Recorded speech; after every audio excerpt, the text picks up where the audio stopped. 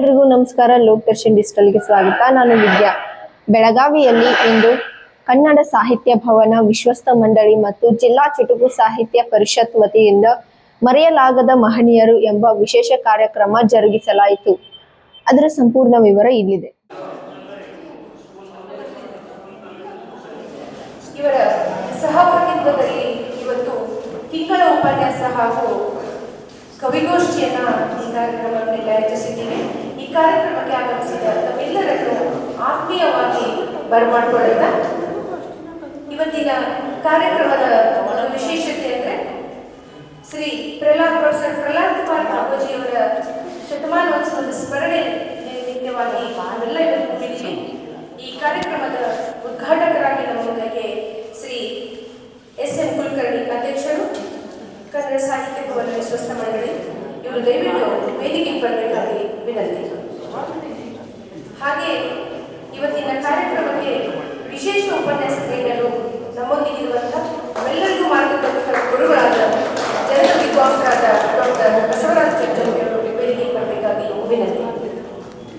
ಹಾಗೆಯೇ ಇವತ್ತಿನ ಕಾರ್ಯಕ್ರಮದ ಅಧ್ಯಕ್ಷತೆಯನ್ನು ವಹಿಸಿಕೊಂಡಂತಹ ಶ್ರೀ ಎಲ್.ಎಸ್. ಶಾಸ್ತ್ರಿ ಅಧ್ಯಕ್ಷರು, ಚುಟುಕು ಸಾಹಿತ್ಯ ಪರಿಷತ್ ಅವರು ಕೂಡ ವೇದಿಕೆಗೆ ಬರಬೇಕಾಗಿ ವಿನಂತಿ. ಇದರೊಂದಿಗೆ ಈ ವಿಶ್ವಸ್ತ ಮಂಡಳಿಯ ಗೌರವ ಕಾರ್ಯದರ್ಶಿಯಾದಂತಹ ಶ್ರೀಯುತ ಆರ್.ಬಿ. ಕಟ್ಟಿಯವರು, ಹಾಗೆ ಈ ಶ್ರೀಯುತ ಬಳಕೆಯವರು ಹಾಗೂ ಗಾರ್ಗಿಯವರು ಕೂಡ ವೇದಿಕೆಗೆ ಬರಬೇಕಾಗಿ ವಿನಂತಿ.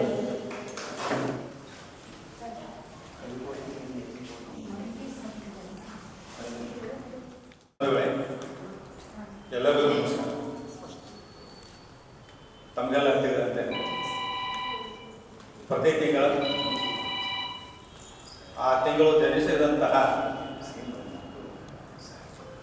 ಗಣ್ಯ ಸಾಹಿತಿಗಳನ್ನು, ಲೇಖಕರನ್ನು ಚುಟುಕು ಸಾಹಿತ್ಯ ಪರಿಷತ್ತು ಮತ್ತು ಕನ್ನಡ ಭವನ ಸಾಹಿತ್ಯ ಭವನ ವಿಶ್ವಸ್ತ ಮಂಡಳಿ ಸೇರಿ ಇಲ್ಲಿವರೆಗೆ 7 ತಿಂಗಳು ಅನಾಚರಣವಾಗಿ ಇಂಥ ಕಾರ್ಯಕ್ರಮ ನಡೆದುಕೊಂಡಿದೆ. ಇದು 7ನೇ ತಿಂಗಳ ಕಾರ್ಯಕ್ರಮ. ಈ ಕಾರ್ಯಕ್ರಮದ ವಿಶೇಷತೆ ಏನಂತ ಹೇಳಿದರೆ ಶ್ರಾವಣ ಕವಿಗೋಷ್ಠಿ ಅಂತೇಳಿ, ಮುಂಗಾರು ಮಳೆ ಕವಿಗೋಷ್ಠಿ ಅಥವಾ ಶ್ರಾವಣ ಕವಿಗೋಷ್ಠಿ. ಈ ಕಾರ್ಯಕ್ರಮದ ಅಧ್ಯಕ್ಷತೆಯನ್ನು ವಹಿಸಿದವರು ನಮ್ಮ ನಿಮ್ಮೆಲ್ಲರ ಪ್ರೀತಿಯ ಹಿರಿಯರು, ಅಧ್ಯಕ್ಷರಾದ ಎಲ್.ಎಸ್. ಶಾಸ್ತ್ರಿಯವರು. ಅವರನ್ನು ನಮ್ಮೆಲ್ಲರ ಪರವಾಗಿ ಒಂದು ವೇದಿಕೆ ಬರುವುದು ಪ್ರೀತಿಯಿಂದ ಸ್ವಾಗತಿಸ್ತಾರೆ. ಅವರಿಗೆ ಗ್ರಂಥ ಸುಪನಿಗಳಕ್ಕಾಗಿ ಚಂದ್ರಶೇಖರ್ ಅವರು ವಿನಂತಿ ಮಾಡ್ತಾ ಇದ್ದಾರೆ. ಹಾಗೆ ಇವತ್ತಿನ ಕಾರ್ಯಕ್ರಮದ ಉದ್ಘಾಟನೆಯನ್ನು ನಿರ್ವಹಿಸಿರುವವರು ನಮಗೆಲ್ಲ ಗೊತ್ತಿರುವಂತೆ ನಾಡಿನ ಖ್ಯಾತ ನ್ಯಾಯವಾದಿಗಳು, ಈ ವಿಶ್ವಸ್ತ ಮಂಡಳಿಯ ಅಧ್ಯಕ್ಷರು, ಸಾಹಿತ್ಯ ಮತ್ತು ಸಾಂಸ್ಕೃತಿಕ ಕ್ಷೇತ್ರದ ಕಾರ್ಯಕ್ರಮಗಳಿಗೆ ಸದಾ ಬೆನ್ನೆಲುಬಾಗಿರುವಂಥವರು ಎಸ್.ಎಂ. ಕುಲಕರ್ಣಿ ಅವರು ಉದ್ಘಾಟಕರಾಗಿ ನಮ್ಮೊಂದಿಗಿದ್ದಾರೆ. ಅವರನ್ನು ಕೂಡ ಚುಟುಕು ಸಾಹಿತ್ಯ ಪರಿಷತ್ತು ಮತ್ತು ತಮ್ಮೆಲ್ಲರ ಪರವಾಗಿ ಪ್ರೀತಿಯಿಂದ ನಾನು ಸ್ವಾಗತಿಸ್ತಾ ಇದ್ದೇನೆ.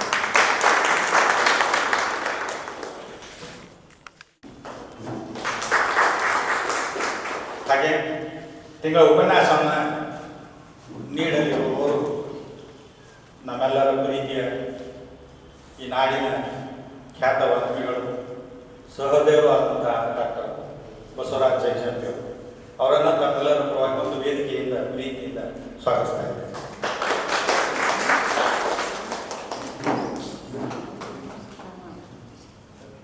ಇನ್ನು ಇದು ಮಳೆಗಾಲದ ಶ್ರಾವಣ ಕವಿಗೋಷ್ಠಿ. ಈ ಕವಿಗೋಷ್ಠಿಯ ಆಶಯ ನುಡಿಗಳನ್ನಾಗಿರುವವರು ನಮ್ಮ ಈ ವೇದಿಕೆಯ ಉಪಾಧ್ಯಕ್ಷರು ಆದಂತಹ ಮೊನ್ನೆ ತಾವೆಲ್ಲ ಗಮನಿಸಲು ಈ ವಾರದ ಹಿಂದೆ ಅವರ 7 ಕೃತಿಗಳು ಸಾಹಿತ್ಯ ಲೋಕಕ್ಕೆ ಅರ್ಪಣೆಯಾದ ಅಂತಹ ಇತರರು ಇಂದಿನ ಆಶಯ ನುಡಿಗಳನ್ನು ಆಗಿದ್ದಾರೆ ಕವಿಗೋಷ್ಠಿಯ. ಅವರನ್ನು ನಮ್ಮ ಎಲ್ಲರ ಪರವಾಗಿ ಮತ್ತು ವೇದಿಕೆ ಪರವಾಗಿ ಸ್ವಾಗತಿಸ್ತಾರೆ. ಎಲ್ಲರಿಗೂ ನಮಸ್ಕಾರ. ನಾನು ಅಧ್ಯಕ್ಷ ಆಗಿದ್ದರೂ ಸಹ ಪ್ರಾಸ್ತಾವಿಕವಾಗಿ ಮಾತಾಡಲಿಕ್ಕೆ ಒಂದು ಬೇರೆ ಕಾರಣ ಇದೆ. ಈ ಒಟ್ಟು ಕಾರ್ಯಕ್ರಮದ ಒಂದು ಹಿನ್ನೆಲೆಯನ್ನು ನಾನು ಮೊದಲಿನಲ್ಲಿ ಹೇಳಬೇಕಾಗಿದೆ. ಆ ದೃಷ್ಟಿಯಿಂದ ನಾನು ಇಲ್ಲಿ ಮಾತನಾಡ್ತಾ ಇದ್ದೇನೆ. ಕಳೆದ 7 ತಿಂಗಳುಗಳಿಂದ ಕನ್ನಡ ಸಾಹಿತ್ಯ ಭವನ ವಿಶ್ವಸ್ತ ಮಂಡಳಿ, ಜಿಲ್ಲಾ ಚುಟುಕು ಸಾಹಿತ್ಯ ಪರಿಷತ್ತಿನ ಸಂಗಡ ಸೇರಿಕೊಂಡು ಮರೆಯಲಾರದ ಮಹನೀಯರು ಎನ್ನುವಂತಹ ಒಂದು ವಿಶೇಷ ಉಪನ್ಯಾಸ ಕಾರ್ಯಕ್ರಮವನ್ನು ಏರ್ಪಡಿಸುತ್ತಾ ಬಂದಿರುವುದು ತಮಗೆಲ್ಲ ಗೊತ್ತಿದೆ. ಇದರ ಉದ್ದೇಶ ಮುಖ್ಯವಾಗಿ ನಮ್ಮ ಕನ್ನಡ ಸಾಹಿತ್ಯವನ್ನು, ಭಾಷೆಯನ್ನು ಬೆಳೆಸಿದ ನೂರಾರು ಅಸಂಖ್ಯಾತ ಮಹನೀಯರುಗಳು ಅನ್ನು ನಾವು ಮರಿತಾ ಇದ್ದೇವೆ. ಈಗ ಇವತ್ತು ನಾವು ಯಾವ ಕಾರ್ಯಕ್ರಮ ಮಾಡ್ತಾ ಇದ್ದೇವೆ, ಭಾಗವತಿಯವರು, ಅವರನ್ನು ಸಹಿತ ನಾವು ಹೆಚ್ಚು ಕಡಿಮೆ ಮರಿತಿದ್ದೇವೆ ಅಂತ ಅನ್ಬೋದು. ಯಾಕೆಂದರೆ ಕಳೆದ ವರ್ಷ ಅವರು ಹುಟ್ಟಿ 100 ವರ್ಷಗಳಾಗಿದೆ. ಶತಾಬ್ದಿ ಕಾರ್ಯಕ್ರಮ ಆಗಬೇಕಿತ್ತು. ಆ ಸಂದರ್ಭದಲ್ಲಿ ಒಂದು ಪುಸ್ತಕವನ್ನು ಹೊರತರಲಿಕ್ಕೂ ನಾನು ಪ್ರಯತ್ನವನ್ನು ಮಾಡಿದ್ದೆ. ಅನೇಕರಲ್ಲಿ ಲೇಖನಗಳನ್ನು ಕೊಡಿ ಅಂತ ಕೇಳಿಕೊಂಡಿದ್ದೆ. ಎಲ್ಲರಿಗೂ ಮೆಸೇಜ್ಗಳನ್ನು ಮಾಡಿದ್ದೆ. ಆದರೂ ಒಟ್ಟಿನಲ್ಲಿ 3 ಲೇಖನಗಳು ಮಾತ್ರ ಬಂದಿದ್ದವು. ಆದ್ದರಿಂದ ಅದನ್ನು ಅಲ್ಲಿಗೆ ನಿಲ್ಲಿಸಿ ಮುಂದೆ ನೋಡೋಣ, ಮುಂದೆ ಅನುಕೂಲವಾದಾಗ ಅದನ್ನು ಮಾಡೋಣ ಅನ್ನೋ ದೃಷ್ಟಿಯಿಂದ ನಾನು ಅದನ್ನು ಮಾಡಿದ್ದೆ. ಈ ಸಲ ಅವರು 17/7 ಅವರ ಜನ್ಮದಿನ.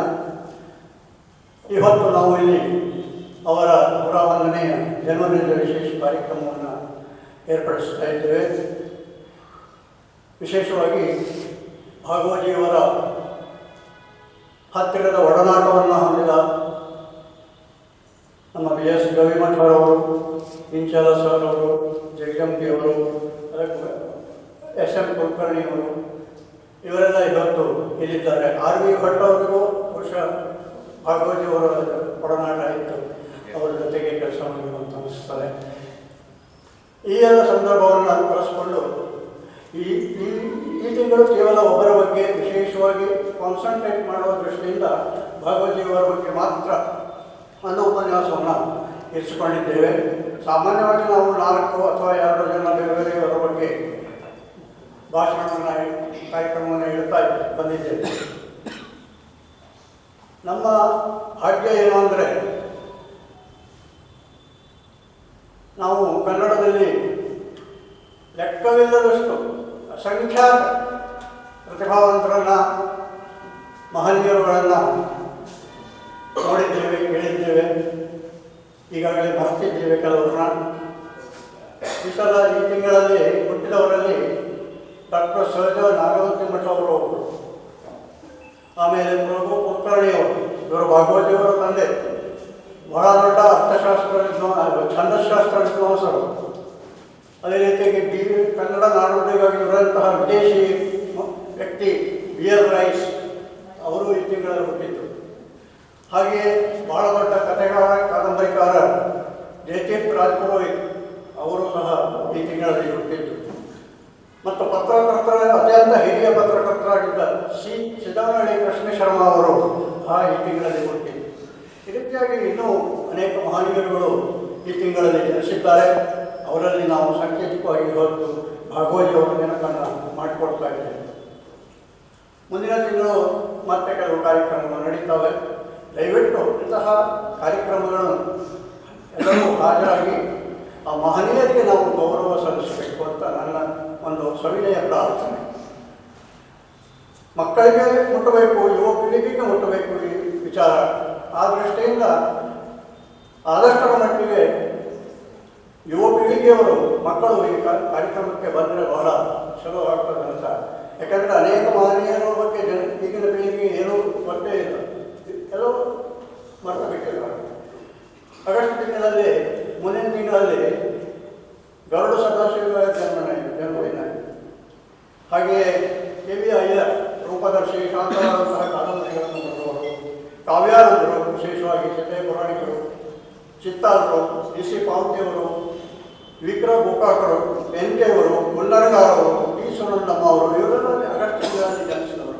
ಅವರಲ್ಲಿ ಕೆಲವರ ಕುರಿತು ಉಪನ್ಯಾಸಗಳನ್ನು ಮುಂದಿನ ತಿಂಗಳಲ್ಲಿ ನಾವು ಹಮ್ಮಿಕೊಳ್ತಾ ಇದ್ದೇವೆ. ನಮ್ಮ ಕನ್ನಡ ಸಾಹಿತ್ಯ ಭವನ ವಿಶ್ವಸ್ತ ಮಂಡಳಿಯ ಆಶ್ರಯದಲ್ಲಿ ಚುಟುಕು ಸಾಹಿತ್ಯ ಪರಿಷತ್ ಇಷ್ಟು ಸಾಕು ಅನ್ನಿಸ್ತದೆ. ಭಾಗವತಿಯವರ ಕುರಿತು ನಾವು ನಮ್ಮ ನೆನಪುಗಳನ್ನು ಮೆಲುಕಾಡಿಸಲಿಕ್ಕೆ ಇದೊಂದು ಅವಕಾಶ ಅಂತ ಹೇಳಿದ್ದೆ. ಅದೇ ರೀತಿಯಾಗಿ ಶ್ರಾವಣ ಕವಿಗೋಷ್ಠಿ, ಶ್ರಾವಣಕ್ಕೆ ಸ್ವಾಗತವನ್ನು ಕೋರುವಂತಹ ಕವಿಗೋಷ್ಠಿ. ಇನ್ನು ಶ್ರಾವಣ ಬರಬೇಕು. ಈಗಾಗಲೇ ಇವರು ಬಾಲ ಸಾಧನೆಗೆ ಅಂತ ಬೇಂದ್ರೆಯವರಿಗೆ ಈಗಾಗಲೇ ಬರಲಿಕ್ಕೆ ಆಮಂತ್ರಣ ಕೊಟ್ಟುಬಿಟ್ಟಿದ್ದಾರೆ. ಬೇಂದ್ರೆಯವರು ಅಂದರೆ ಶ್ರಾವಣದ ಕವಿ.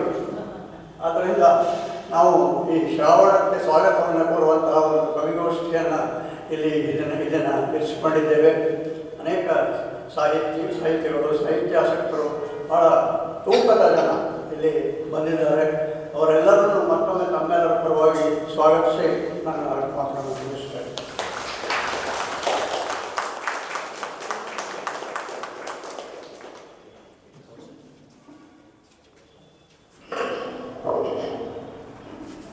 ಎಲ್ಲರಿಗೂ ನಮಸ್ಕಾರ. ಇದೊಂದು ಹೊಸ ಕಾರ್ಯಕ್ರಮ ಅಂತಂದ್ರೂ ತಪ್ಪಾಗಲಿಕ್ಕೆ. ಇಲ್ಲಿ ತನಕ ಬೆಳಗಾವಿ ಒಳಗೆ ಅನೇಕ ಕನ್ನಡ ಕಾರ್ಯಕ್ರಮಗಳನ್ನು ನಾವು ನೋಡಿದ್ದೇವೆ. ಆದರೆ ಮರೆಯಲಾಗದ ಮಹನೀಯರು ಅವ್ರ ನೆನಪು ಮಾಡಿಕೊಂಡು ಅವ್ರ ಬಗ್ಗೆ ವಿಚಾರ ಮಾಡೋದು ಇದೊಂದು ಹೊಸ ಕಾರ್ಯಕ್ರಮ ಅಂತ ನಾವು ತಿಳ್ಕೊಂಡಿದ್ದೀವಿ. ಇದೊಂದು ಒಳ್ಳೆಯ ಕಾರ್ಯಕ್ರಮ. ಯಾಕಂದ್ರೆ ಎಷ್ಟೋ ಜನರು ಕನ್ನಡ ಸಲುವಾಗಿ ದುಡಿದು ಅವ್ರ ಹೆಸರು ಸಹಿತ ಇವತ್ತು ಕೇಳಲಿಕ್ಕೆ ಸಿಗಂಗಿಲ್ಲ. ಅಂತ ಹಿರಿಯರನ್ನ ನಾವು ಇವತ್ತು ನೆನಪು ಮಾಡಿಕೊಂಡು ಅವ್ರ ಬಗ್ಗೆ ತಿಳ್ಕೊಂಡ್ರೆ ನಮಗೂ ಕನ್ನಡ ಬಗ್ಗೆ ಏನೋ ಒಂದು ಸ್ವಲ್ಪ ಅಭಿಮಾನ ಹೆಚ್ಚಾಗ್ತದೆ ಅಂತ ನನಗನ್ನಿಸ್ತದೆ. ಈಗಿನ ದಿವಸದೊಳಗೆ ಇಂಗ್ಲೀಷ್ ಮೀಡಿಯಂ ಶಾಲೆಗಳು ಭಾಳ ಆಗ್ಯಾವ. ಅದರಿಂದ ಕನ್ನಡ ಬಗ್ಗೆ ಆಸಕ್ತಿ ಕಡಿಮೆ ಆಗೈತೆ ನಮ್ಮ ಜನರೊಳಗೆ.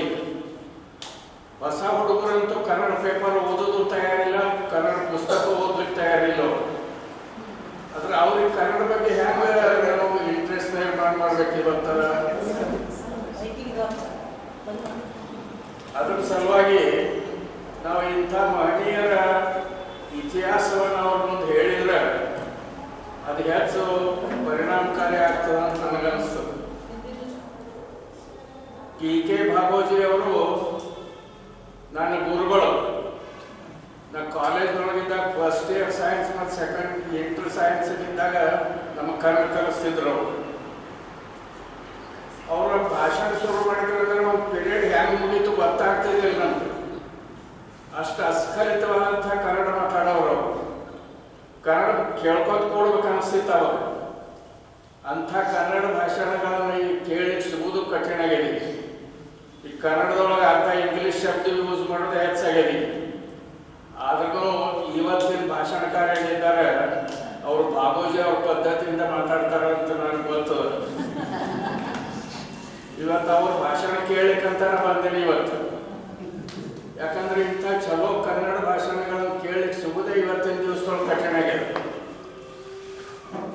ಪ್ರಹ್ಲಾದ್ ಕುಮಾರ್ ಭಾಗೋಜಿ, ಇವ್ರು ಕೆ ಭಾಗೋಜಿ ಹೆಂಗ ಪ್ರಹ್ಲಾದ್ ಕುಲಕರ್ಣಿ ಅವ್ರ ಮಗ ಅವ್ರಿಗೆ ಹೆಂಗೆ ಭಾಗೋಜಿ ಆದ್ರು ನಮ್ಗೆ ಆಶ್ಚರ್ಯ ಆಗ್ತಿತ್ತು ಕಾಲೇಜ್ನೊಳಗಿದ್ದಾಗ. ಈಗ ಅರ್ಥ ಆಗ್ಲಿಕ್ಕೆ ಪ್ರಹ್ಲಾದ್ ಕುಮಾರ್ ಅಂದ್ರೆ ಪ್ರಹ್ಲಾದನ ಮಗ ಭಾಗೋಜಿ. ಅವ್ರು ಭಾಗೋಜಿ ಊರು ಕುಲಕರ್ಣಿ ಅವರು. ಅದಕ್ಕೆ ಅವ್ರು ಭಾಗೋಜಿ ಊರ ಹೆಸರು ಉಪಯೋಗಿಸಿದ್ರು, ಕೆ ಭಾಗೋಜಿ ಆದರು. ಈ ರೀತಿ ತಮ್ಮ ಹೆಸರಿನೊಳಗೆ ಸಹಿತ ಸಂಪೂರ್ಣ ಕನ್ನಡವನ್ನು ತಂದವರು ಅಲ್ಲಿ ಹಿಡ್ದ ಕ್ರಾಂತಿ ಶುರು ಮಾಡಿದ್ರೆ ಅಂದ್ರೆ ತಪ್ಪಾಗ್ಲಿಕ್ಕಿಲ್ಲ. ಅಂತ ಪ್ರಹ್ಲಾದ್ ಕುಮಾರ್ ಭಾಗೋಜಿ ಅವರು ಬೆಳಗಾವಿ ಕನ್ನಡ ಸಲುವಾಗಿ ಅನೇಕ ಕಾರ್ಯಕ್ರಮಗಳನ್ನು ಪ್ರಾರಂಭ ಮಾಡಿದರು. ಅದರೊಳಗಿಂದು ಬೆಳಗಾವಿ ಜಿಲ್ಲಾ ಸಾಹಿತ್ಯ ಪ್ರತಿಷ್ಠಾನ ಅಂತ ಒಂದು ಸಂಸ್ಥೆಯನ್ನು ಅವರು ನಿರ್ಮಾಣ ಮಾಡಿದರು. ಅದಕ್ಕೆ ಕಾರಣ ಅಂದ್ರೆ ಆಗಿನ ಕಾಲದೊಳಗೆ ಉತ್ತರ ಕರ್ನಾಟಕದೊಳಗಿನ ಕನ್ನಡ ಸಾಹಿತಿಗಳನ್ನು ಗುರುತಿಸಿ ಅವರಿಗೆ ಯಾವುದೇ ಪ್ರಶಸ್ತಿಗಳನ್ನು ಕೊಡ್ತಿದ್ದಿಲ್ಲ. ಅಂಥ ಸಾಹಿತಿಗಳನ್ನು ಗುರುತಿಸಿ ಬೆಳಗಾವಿ ಜಿಲ್ಲೆಯೊಳಗೆ ಪ್ರಶಸ್ತಿಯನ್ನು ಕೊಡಬೇಕು, ಅವ್ರ ಪರಿಚಯವನ್ನು ಕರ್ನಾಟಕಕ್ಕೆ ಮಾಡಿಕೊಡ್ಬೇಕು ಈ ಉದ್ದೇಶದಿಂದ ಈ ಸಾಹಿತ್ಯ ಪ್ರತಿಷ್ಠಾನವನ್ನು ನಿರ್ಮಾಣ ಮಾಡಿದರು. ಆ ಪದ್ಧತಿಯಿಂದ ಪ್ರತಿ ವರ್ಷ ಸಾಹಿತಿಗಳಿಗೆ ಅನೇಕ ಪ್ರಶಸ್ತಿಗಳನ್ನು ಕೊಟ್ಕೋತ ಬರ್ಲಿಕ್ಕಂತೀವಿ. ಅವ್ರಿಗೆ ಇಲ್ಲಿ ಪ್ರಶಸ್ತಿ ಸಿಕ್ಕಾಗ ನಂತರ ರಾಜ್ಯ ಮಟ್ಟದ ಪ್ರಶಸ್ತಿಗಳು ಸಿಕ್ಕು. ಅಂಥ ಕೆಲವು ಉದಾಹರಣೆ